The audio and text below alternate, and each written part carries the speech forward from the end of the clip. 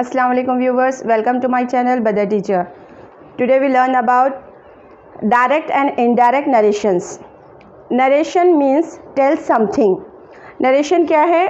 कुछ कहना, कोई बात बताना. स्पीकिंग को ही डायरेक्ट स्पीक और इनडायरेक्ट स्पीच हुआ करती थी, तो उसे ही स्पीच को ही यहाँ पे नरेशन कहा गया है.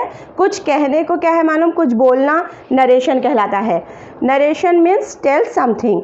देर are two types of narrations. Narrations के कितने टाइप हैं? टू टाइप्स हैं. कौन सा है? डायरेक्ट है, एक इनडायरेक्ट है.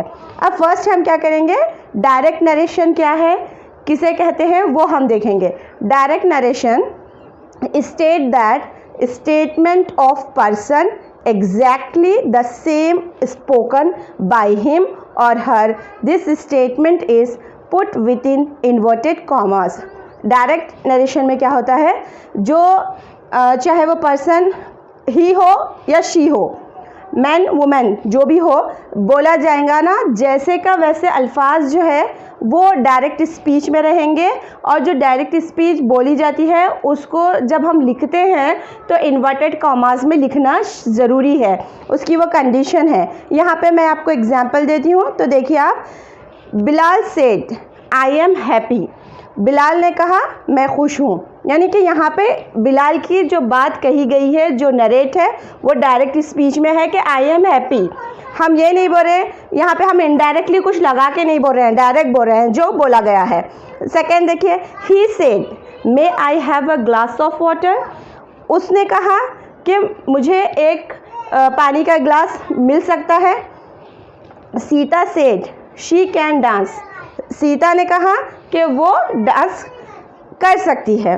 Rahul said I am going to the market. Rahul क्या कह रहा है कि वो मार्केट को जा रहा है. तो ये सब जो कहे गए वर्ड सेंटेंसेस हैं इन्वर्टेड कॉमास में लिखे गए हैं, क्योंकि ये डायरेक्ट जो बोला गया है वही लिखा गया है यहाँ पे. इसे डायरेक्ट नरेशन कहेंगे, डायरेक्ट स्पीच भी कहा जाता है इसे.